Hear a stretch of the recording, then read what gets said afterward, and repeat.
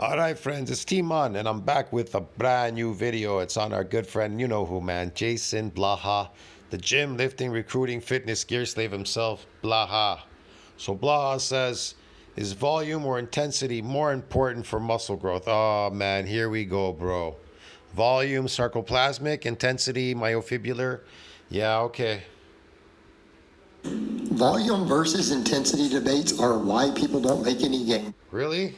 That's why they don't make any gains, eh? You want to know why they don't make any gains? Because they took they took the longest route to get there, bro. Get it? Lifting concentrically, which is not associated with these circumference in series and not even in parallel. Get it, man? Shit. And not only that, but that strength is only good concentrically. It is no good eccentrically. It's no good, bro. Get it? Blaha is like trying to skate uphill with a pair of skates on ice. And he's never making it up the hill, bro. Fuck.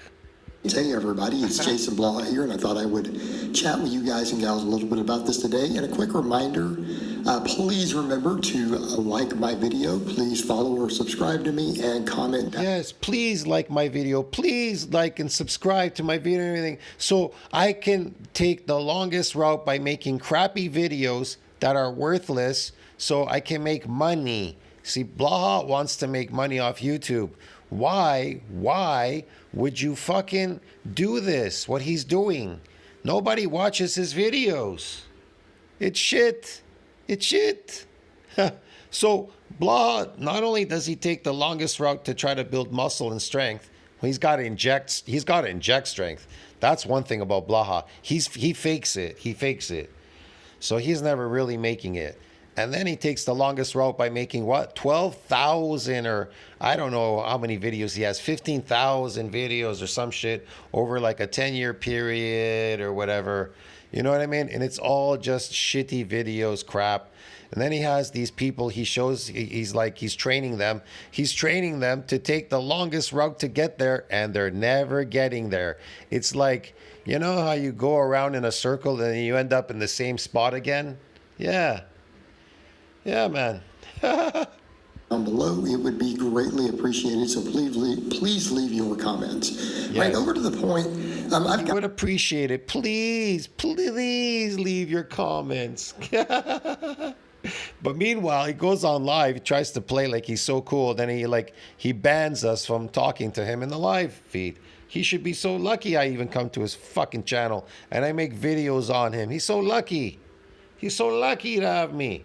And this in live streams, I get this in other questions, and people say he should thank me for making slave videos on Blaha. Come on, man. Hey, Jason, you know, what's more important, volume or intensity for training? And it's like, the question itself is so ludicrous when you look at both the anecdote and the various scientific evidence that it shouldn't even be asked, okay? Because this is essentially the equivalent when people get into these discussions of these different things. Is it volume? Is it intensity? Is it mechanical tension?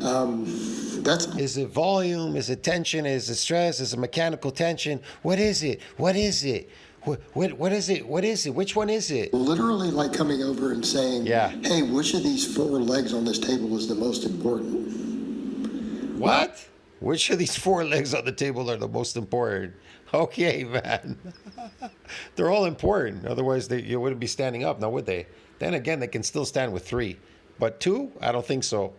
Well, if you cut one of them off, the table's going to fall over you, dumbass. Not necessarily. It could still probably be standing with three. See what I mean? That's what Blaha does. Blaha's cut off one of them. He's standing on three. Right? It is that equivalent of question when you start asking this three-legged table. Sure, you know? sure, So let's say volume, intensity, and tension. Okay, yeah. How about form and range of motion, number 4? I don't know. You know, so you start chopping one of the legs off. So which one's the most important? Let's cut all of them off and just leave one leg. Well, how long do you think your table's going to stand up on one leg? You're like, well, maybe. Is he like throwing the weight up using his arms? He's just like throwing it up, like ass cheek squeezing, like a bump. Bump. It's like bump. Look at this, man. This is funny. You'll just put that leg in the middle. This is hilarious, bro. Hey, bro, you don't know. Listen to me. You don't know. I laugh so much. I have a good sense of humor. I got friends, man. We laugh at these videos with my friends. I showed it to them, man. I tell them about all this stuff, and they laugh. They go, "What are these people doing, man? They are slaves." They are slaves. They go, they are slaves. I go, they are, bro. They take the longest route. They want to boast, this and that. Like Blaha, he's always boasting about his strength and everything and all that. How could you boast about something that you've enslaved yourself to? You never made it there. You didn't make it. He never made it there. He's still injecting fake stuff, faking it, injecting strength, whatever, lifting forever in this garage. This is crazy to be lifting forever in a garage. You know what I mean? You either get there, got there, or you didn't. You know what I mean? There's a time for everything. But Blaha, he's never made it there. I just don't get it. Is he on the longest route still? Is he on that route where it takes forever to get there? Maybe in 100 years, Blaha may get there. Is that it? What happens when you load something on it? Yeah, your table's going to flip over. This is stupid. Yeah, okay. This is a stupid-ass debate. It has no place in here. Keeping in mind, Coming from Blaha, you'd probably think it was. Yeah, okay. I trained with the conjugate and my conjugate lifters and other people, some of them who have a really good physique. Oh, he trains with the conjugate, and some of them have really nice physiques. Well, they already had a nice physique to start with, Blaha. They were built well, like they were born well with a good body. Slim and tall, most likely. Like Muhammad, you guys saw him looking shredded and jacked, and he did that while running conjugate. Muhammad? He did that while running conjugate. What do we have? Max effort work, so that's maximum intensity. Dynamic effort work, also really high intensity. High intensity, Muhammad, and conjugate. Conjugate, they use a lot of eccentric forms of exercises in there. If it wasn't for that, conjugate would have failed a long time ago. Long time ago. Huge amounts of volume, weak point training. Whatever. Even conditioning thrown in, right? So you start looking at that, and it's like, okay, so there's moderate volume with some of this stuff. Some of your other stuff, there's moderate volumes, super high intensity, till you start getting to all the weak point training, and it's like, wait, you're doing 15, 20 sets of 20, 30, 40 reps on some of these movements a week. Yes, we are. Why? Because you need all these things. And even when you're talking about just building muscle, let's set aside the maximum strength. Yes, what about just building muscle? What is the most superior modality and the shortest route to build muscle? Eccentric exercise, bingo.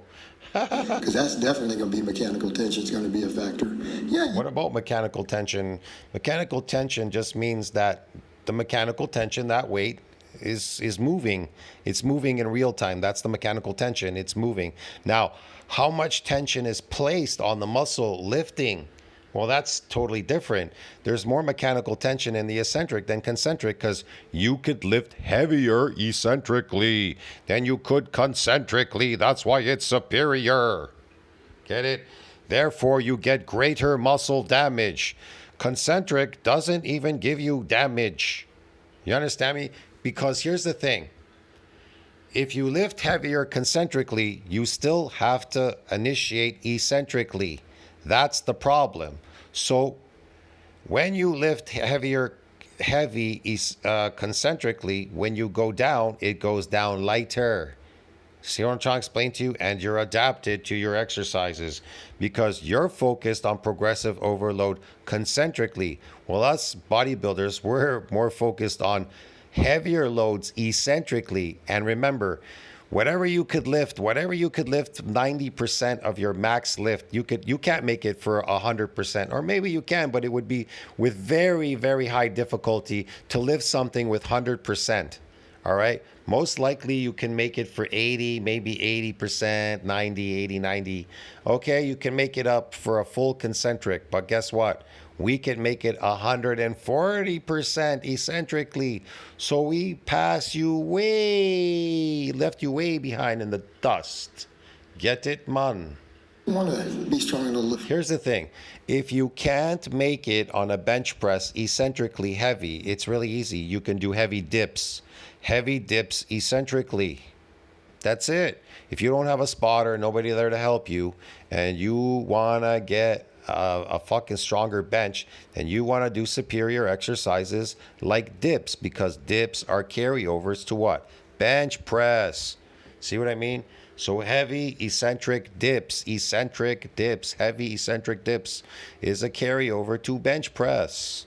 Yes, because what you couldn't, let's say you plateaued somewhere bench pressing, but you don't have anybody to help you. So you start doing dips, really, really heavy dips, get it? Eccentrically. All you have to do is accentuated eccentric dips. You don't even have to do them. You don't even have to do them in eccentric overload, okay? You don't have to do them supramaximal. You can do them accentuated. And that is a carryover to your bench press. See what I mean? And it'll be faster. And it will be faster. It'll be more rapid. Why? Because you're just focusing on the eccentric, and then you carry it over to bench press right away. After a couple of weeks or whatever, couple of weeks past, whatever. Not a couple of years or a couple of decades later. Get it, dude? To lift 600 pounds, you're probably going to need to lift 550 first. Okay? You're going to have to lift 550 first if you want to lift 600, whatever, blah, blah, blah, blah, blah. Bro, you can pull more than you can push. That's kind of an obvious. Humans could pull more than they can push. So if you're lifting a weight, you want to be in an eccentric form. You can either lower eccentrically the weight, many eccentric lowers, or you can fucking do it supramaximally. Get it? So yeah, eccentric overload, bro.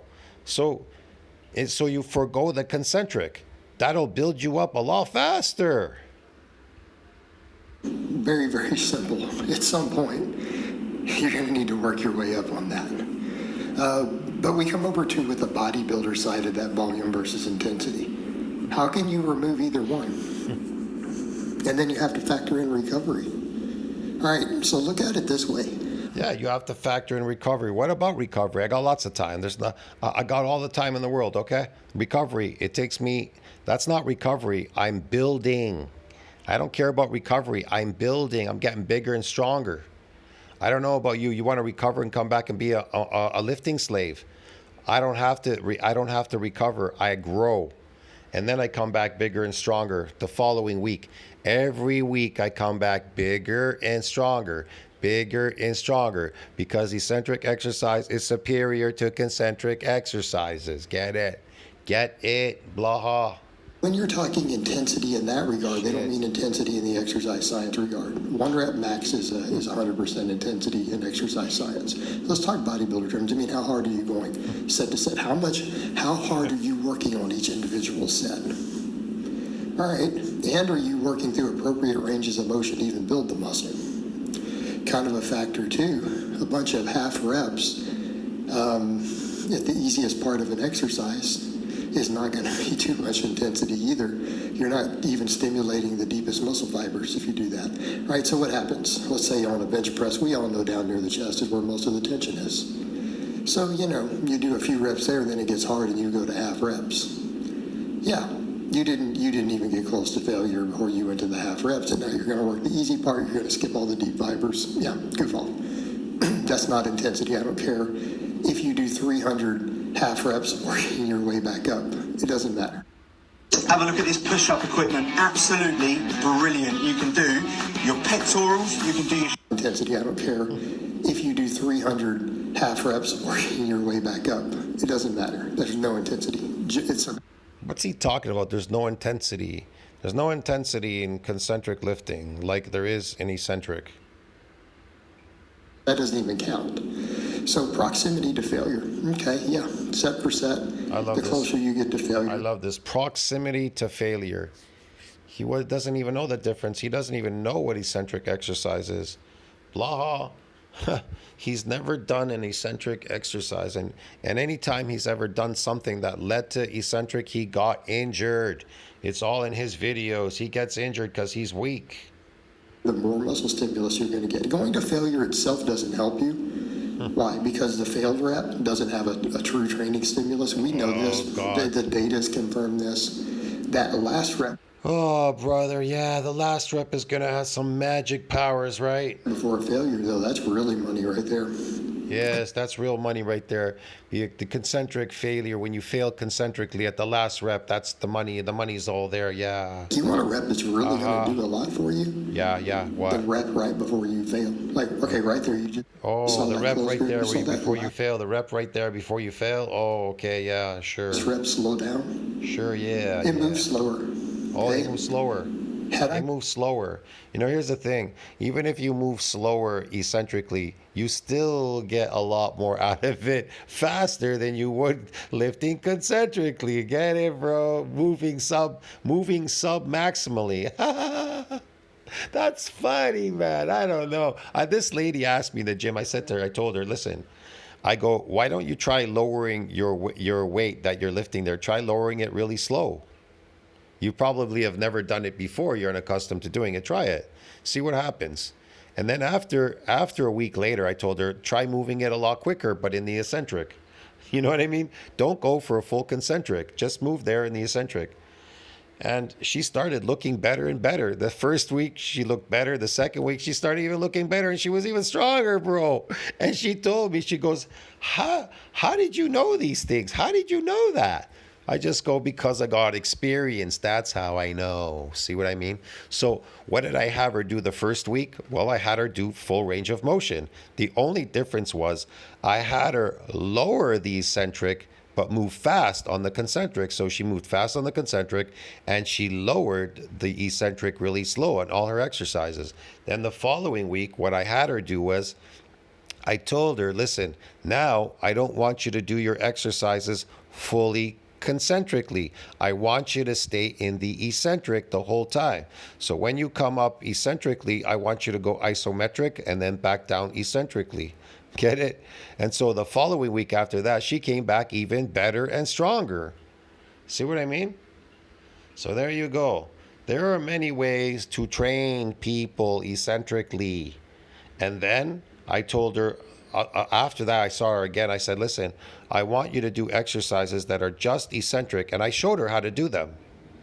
You know that? I showed her all kinds of stuff. How to do her arms on the cable machine. I said, bend down. Now curl your arm with the bar. Now use your whole body to pick it up. Now bring it down again. Now pick it up and bring it down again. I showed her all the exercises, how to initiate just accentuated eccentric exercises. And when she came back, she was even stronger and looked even better. See what I mean? She had an open mind, though. She was open-minded to these exercises. See what I mean? So I showed her 3 different things that she could do eccentrically. going for another rep, I might have failed it. It would be a crazy grinder or it would be a fail. Law is always failing. He's a failure. He's been a failure for the last 48 years. What do we know about crazy grinder reps, though, too? They probably don't have a good training response either. But Look, man, if you're still in a garage lifting 48 years later, you have to have failed. He has to have failed. Look at that him. one where the weight slowed down, This is a concentric press. There's no eccentric here. Look at this. that's money. That's But how about money. the couple reps before? Yeah, and that's the argument made on a set per set basis. Yeah. Every rep as you get closer to failure probably has a greater training response. So let's say you're doing a weight that is your 10 rep max. Like you can grind a 10th rep and you will get stable on the 11th. No, it doesn't, because your muscles are adapted. All the muscle building and the most of the strength you're going to get eccentrically that you're trying to crank out concentrically will not work. Listen to me. Lifting concentrically, trying to crank out the stuff that you would get eccentrically ain't never gonna happen. It only happens eccentrically. Christ. Rep 6 is probably giving you some muscle growth. No, rep 6 lifting concentrically is not going to get you any muscle growth from what you would get eccentrically. Get it? You understand me? You would have to do it eccentrically to get it. So Blaha is a liar. He's a liar. 7 a little more, 8 a little more. When you get to 9, that 9th rep is Yeah. probably not just every rep counting, but that ninth rep is probably giving you the best training stimulus out of any rep in the whole set. No, it's not. It's not. It's not doing anything. It's doing nothing. Not by a huge amount. I mean, reps 7 and 8 are pretty good too. They're still giving you some solid muscle growth, right? No, they're not giving you any muscle growth. That's a lie. He lied. He lied. Blaha just lied again, man. Come on, bro. Come on, man. They're giving you some solid muscle growth. Whatever. Absolutely. But that ninth one is really good Whatever. because it's the last one you can do with good form and good bar speed. It's the last one you can do with good form and good bar speed. And usually that 10th rep is going to be real slow. If you make it at all. 10 rep max, you might miss it. You might grind and can't lock it. Spotter has to help you. Well, that rep is not so good. Now, if you lock it on your own with still some decent speed, it's still a good rep. We're pretty good there. I don't think so. But that ninth rep, that's money. So as we get That ninth rep, that's the money. That ninth rep, lifting concentrically, failing, that's the money. To fail on the ninth rep concentrically, yes, that's the money, yes. closer to failure Yeah. up until you actually Yeah. fail. And when you fail, you're not getting Yeah. Again, we can I gotta fail. You're continuously failing. That's the whole point, to keep failing. That's what the fitness industry wants. They want you to fail, get it? They don't want you to succeed in your endeavors. That's the whole point. argue the failed rep probably isn't giving They don't make money off people that succeed in lifting, get it, broski? Doesn't work like that. you much of anything other than fatigue. So yeah, we could say proximity to failure intensity, kind of a big deal. Yeah, especially for every set you do. But does anybody get maximum growth from one set? No, that's never been done. That's been studied over and over and over. Like 3 sets gives significantly more muscle growth than 2 sets. 5 sets gives more than 3. Like from a single workout, every study that's ever looked at it, 3 sets always gives more growth than 1 or 2. The 5 sets, 10. 3 sets give more growth than the 4th set or the 5th set. Yeah, 3 reps give more growth. Reps don't give growth, bro. Reps are not growing muscles. Blaha is making this shit up, broski. To give almost every time a little more growth than 3 sets. Now, there's a diminished. No, 3 sets are never going to give you any growth. They're not going to give you anything lifting concentrically. Get it, broski? Nothing. Nothing. Nada. Nada. Return. Rebird lets you trade in your used gear for Arc'teryx gift cards. Growth in 3 sets. Now, there's a diminished Oh, a little bit more growth in 3 sets sometimes. Yeah, okay, whatever. return. But what? There's diminishing returns? Oh, diminishing returns, okay. So after about the 3rd set for a muscle in a workout, yeah, each subsequent set is giving you less muscle growth, but it's still giving you stimulus and still giving you muscle growth. That's open-ended until we get down to pure junk volume to where you're so tired that your performance drops to nothing. In other words, Yeah. if you started your workout doing sets of 10 or 12 with 225 on the bench and 185 on the incline, and you get Okay. all the way down to doing flies, and you can barely do 10-pound dumbbells, maybe this is total. Okay, these are, I don't even know what these are. Good mornings now? They're like, look, they look a bit different. What do you mean by junk volume? You're struggling with 10-pound dumbbells for flies. Oh, Now, brother, junk volume, struggling, this and that, man. It's just, it's the same stuff on Blaha's videos over and over again. Pure failure. Does he have anything more? Does he have anything to talk about anymore? No. yeah, my 30s might be really hard at that point. You get enough sets deep. His 30s were left like a couple decades ago. He's still here? Even 30-pound 35s might actually be hard at a certain point. Okay. If you're someone who can bench 300 for flies or something. Once Bench 300 for flies or something? What? Okay. the fatigue gets high, but you're still probably getting something. But if you're Fatigue gets high, but you're still getting something. Okay, fatigue is down high. to 10-pound dumbbells and you're struggling for 8 or 9 reps. Yes, 10-pound dumbbells and you're struggling with 9 or 10 reps, but it doesn't reflect on his physique. His physique doesn't show it, see? You're not getting If you look at Blaha, his physique does not show it. any Look. growth. This is junk. See? It doesn't really reflect it. His physique does not reflect. It doesn't really, I don't know what the fuck. It doesn't reflect it, dude, but whatever. But as long as the performance is good, we're still getting something out of it. Volume As long as your performance is good. I can't perform lifting eccentrically because it's compromises sportive performance because it's based on building strength and muscle. Yeah. matters. As long as you can recover from it. And that's the big If you say so. kicker at the end of the day. So then you have Okay, if you say so. to look at how much fatigue, what's the stimulus to fatigue on these exercises? How much should this exercise beat your whole body up? Okay.